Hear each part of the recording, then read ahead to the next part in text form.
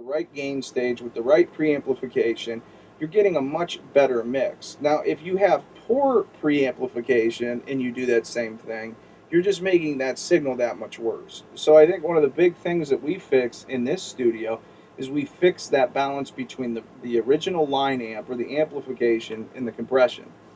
And in the middle of that, then you have the EQ. So when you amplify it, if certain frequencies come out that are really rough, you're going to control those frequencies and you're going to push them to the back. Um, and you're going to start to listen to things that aren't really pleasing to the human ear, like, I don't like that, or I don't like this. Let's twist that. Let's get rid of this. This is way too big compared to this. So you start to use the EQ to do that. And that is pretty much engineering 101. That is engineering 101. There's a lot more to it than that. But once you have that quality, but then you're doing that in context across the whole entire mix. So you might solo up a bass line and make it sound as good as you possibly can in solo, but then you put it back in the mix and it doesn't sound good anymore. So you've got to be very careful why you're using your EQs. What are the EQs used for? Why am I doing what I'm doing? And then you go about it that way. You're going to get much better results in the long run, because a lot of times today, what I'm fixing is not anything to do with creativity. It has a lot to do with poor quality recordings. So we'll take a poor quality recording and we literally are taking out the room, the noise, the actual hollowness of the sound because of the way it was tracked. The preamp wasn't the best preamp, so now we're overcompensating low mid range to pick that out. We're using high quality de-essing to get rid of these really shrill things that the mic was doing. Um, then that was converted a few times, and then a limiter was put on. So a lot of times today, we're actually correcting something instead of complementing something, which I hate to say it, but it is the truth. This is the day and age of that. So my rack's pretty much geared towards that. Gear that can make a big difference on a record, whether it was recorded good or whether it was recorded bad. Some of the line amps we use, like the 1073s, they do a great job of that re-recording, where we take a poor quality recording and we actually re-record it through the 1073s. And I've done that to entire sessions. I mean, from point A to point B. It takes a little bit of time, but once you listen back, you know why we do it. I mean, it just sounds, it's like night and day. So you started like with this really amateur sounding mix, not because you're amateur, but because the equipment you're using is not considered professional equipment. We're reprocessing, re-recording that, and then we stack that back in your mix, and now you have something to mix. And whether we mix it or we don't mix it, um, that's up to you as an artist. But yeah, it's like, I think that's the biggest thing that's happening. I don't think people need mastering as much. I don't think people need mixing as much. I think they need re-recording more than ever.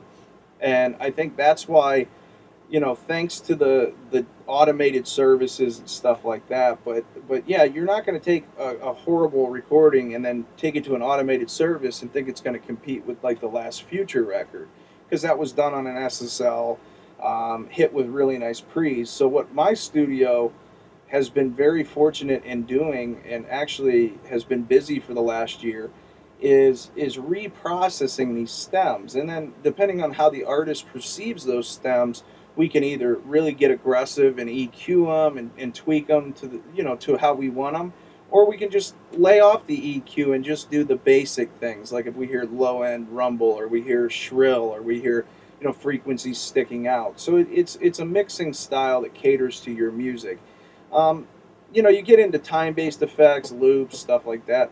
That's a totally different thing. Then you're talking production and working on things in that light. But I think the big thing that I see is people are asking me for my understanding of this and using really nice gear to get to where we want to go.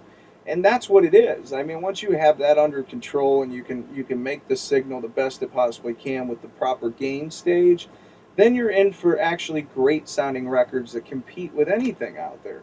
But until you have that, then you're really shooting yourself in the foot, because you're trying to mix something that's not ready to be mixed, if that makes sense. So hopefully that makes sense to everybody out there. But that's the truth. That's something that I've taken note, and I wanted to come back to the channel and share that. And that's what we want to talk about for the next few videos. We want to talk about how do you get the better sound? How do you make it sound better at home? How can you take your podcast and prepare it and know, wait a second, man, maybe I'm not doing this right and I really need to think about this. Because I would say this, and this does not mean that I'm being, trying to be judgmental, because I'm not. But I would say the biggest thing that I hear is people don't track it right. So you get to this stage and you're actually, processing it to get it to the point where it should have been when you were tracking it. Um, that's just today's recording business. Because I'm going to tell you right now, when you have an idea in your head, I guarantee you don't have these lyrics in your head, or you have this song in your head, and you're going, okay, so we're going to have to set the preamp at 18, and then I'm gonna tweak this. I'm gonna high pass this. I'm gonna put the de-esser right here because I know he's going to hit it there. Then I'm going to take the low mid frequencies and I'm going to tweak this. I'm going to use the blend knob and I'm going to give him a wet dry. And then we're gonna work with the effects and we're going to do all this. That's not what happens. You go, give me give me a track. Let me record. And then you put on your headphones and you start to record. Unfortunately, you dimed out the pre, and it's hitting the limiter. The whole limiter's lighting up. So that's the real world. That's what happens. And that's what we do. And that's what I want to talk about. How do you avoid these things in your own recordings? How do you avoid, making these mistakes? So back to work. I appreciate everybody that watches this channel. I really do. And hopefully we can continue to make these great videos. Hopefully you think they're great. But I want to get back into things one at a time, back to the basics, back to tracking, back to mixing. And hopefully, by watching this channel, you can make your records a lot better. So that's where I'm at. And hopefully you guys continue to support and watch.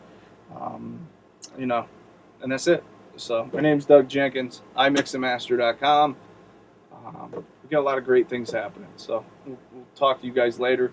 And I'm going to go eat some pizza. I got a $20 bill and I'm going to go get a pizza. That's what I'm going to do. We'll see ya. I'm out. I am out.